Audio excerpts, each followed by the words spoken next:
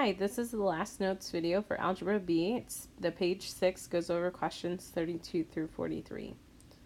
Questions 32 and 33 ask you to write the radical in rational exponent form.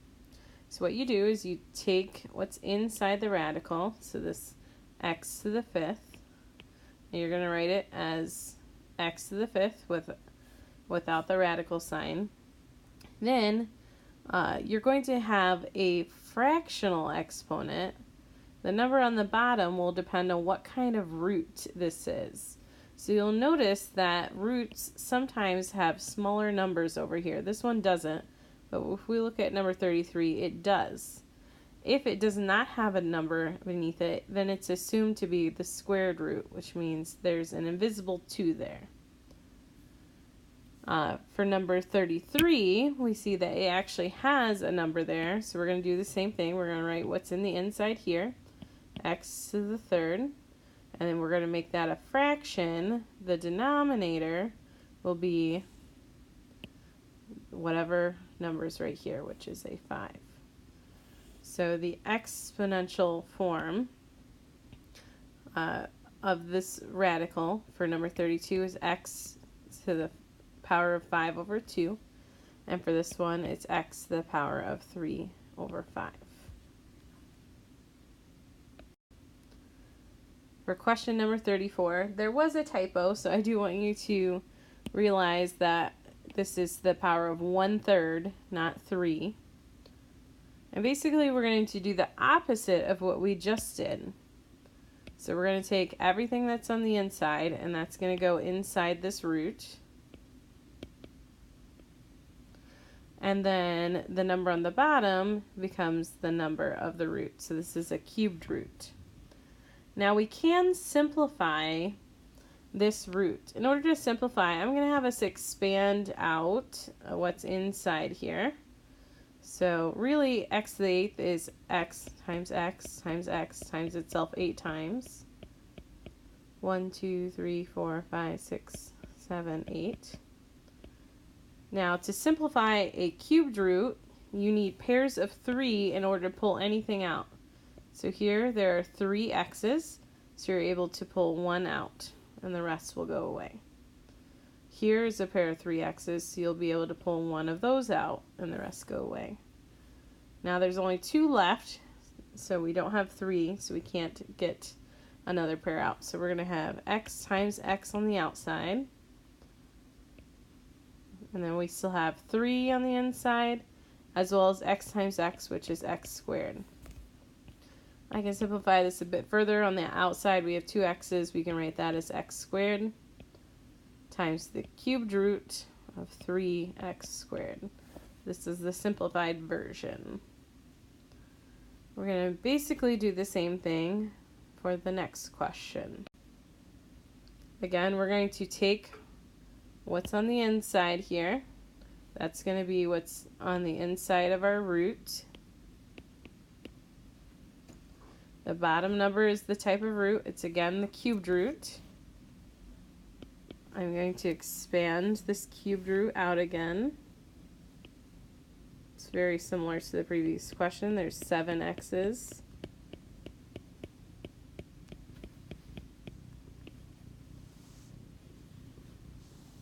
Again, since it's the cubed root, we need pairs of 3.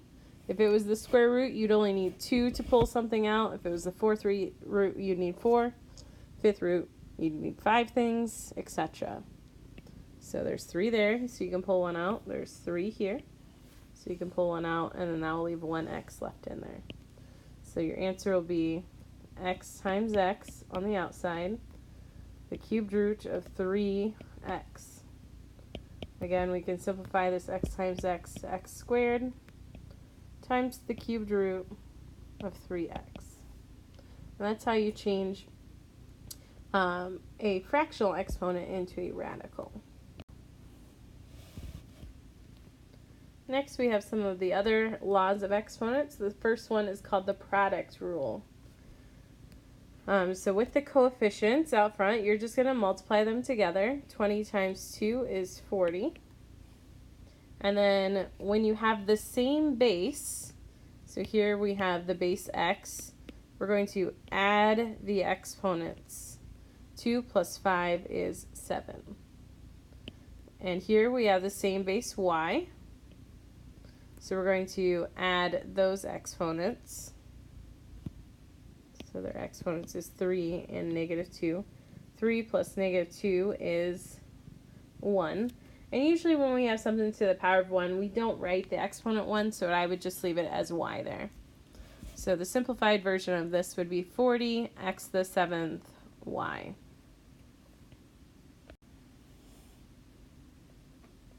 For this one, we can simplify the fraction 6 over 8. You can divide both of those by 2, and you're going to have 3 over 4. And with division, we're going to subtract the exponents. So when we were multiplying, you add the exponents. Division, it's the opposite. We're going to subtract the exponents if it has the same base. So since both of these are y, we're going to do 20 minus 14, and that will give us y to the 6th. Since 20 was the bigger number, y is going to stay on top where 20 was. And this would be your simplified version of this problem.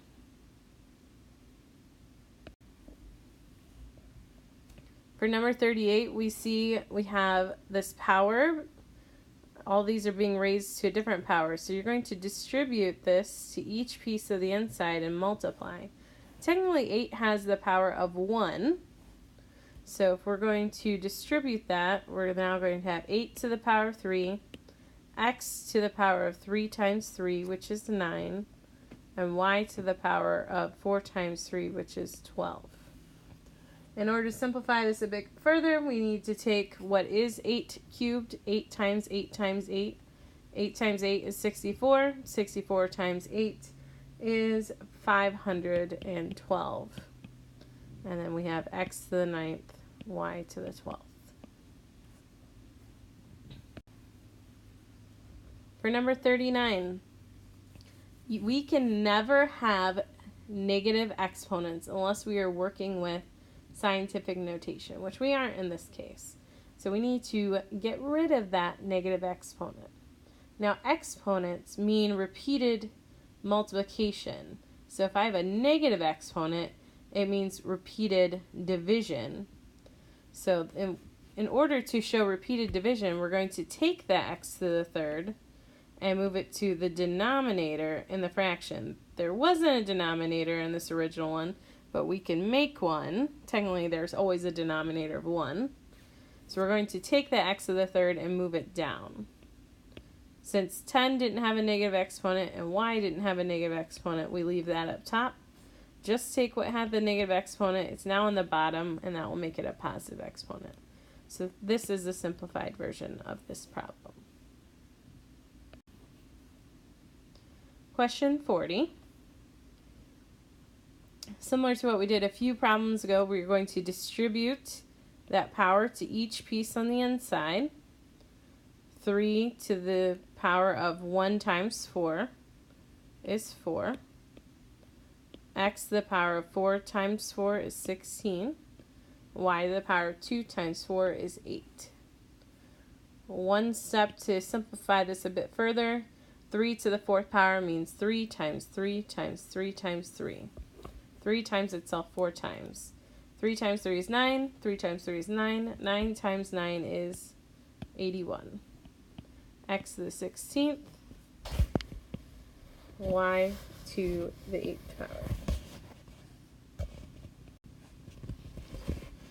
Question number 41 is one of the easiest rules of exponents. Anything to the power of 0 equals 1. Do not overcomplicate it. I could write something super complicated like 3x to the 5th, y to the 10th, z to the 8th, over 2 x to the 100th, y to the negative 10, z to the 5th. All of this to the 0 power, and it's still only equal 1. Anytime you see that power to the 0, you just make it equal 1. Save yourself some time. For question number 42, you're asked to write a function to represent this rule. it's important to figure out how is your f of x, or what we usually call y, how is it changing? If I notice to get from 4 to 12, I have to multiply by 3. 12 to 36, you're multiplying by 3. And 36 to 108, you have to multiply by 3. So this tells me this is going to be an exponential function. An exponential function usually takes the look of y equals a times b to the power of x. So b is going to be what the rule is. We see we've been multiplying by 3, so it's going to be 3 there. A is usually going to be the first number it starts off with. So in this case, it's going to be 4 is our starting number. Now, generally speaking, we start with 0. In this case, it just gives us 1. So that means in order to make this first equation fit, then I'm going to have to add a -1. I can check my work here to see if I've got the right answer. If I plug in 1 for x, I would then have 3 times, 3 to the power of 1 minus 1, which is 0. 3 to the power of 0 equals 1. 4 times 1 equals 4. So that checks out. I can try my next one. 4 times 3 to the power of 2 minus 1. 2 minus 1 is 3. 2 minus 1 is 1. 3 to the power of 1 is 3. And then 3 times 4 is 12. So that checks out. And I could keep checking to make sure that I have the correct answer. But we do indeed have the correct answer there.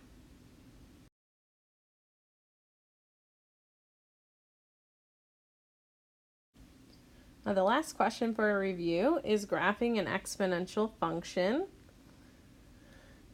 The number up front is generally going to be your y-intercept, as long as this is just x and not like our previous one, which was x minus 1. So I can go ahead and put a point at 3.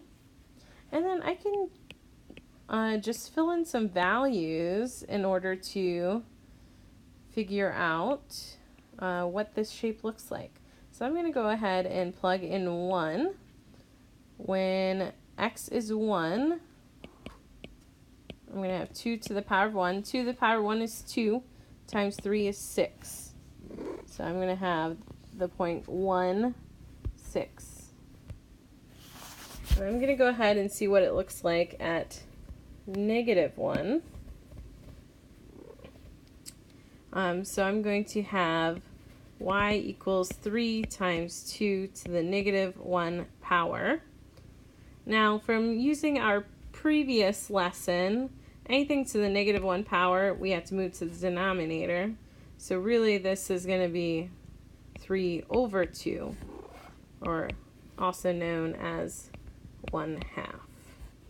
So at -1, y equals 1/2. So it's about here.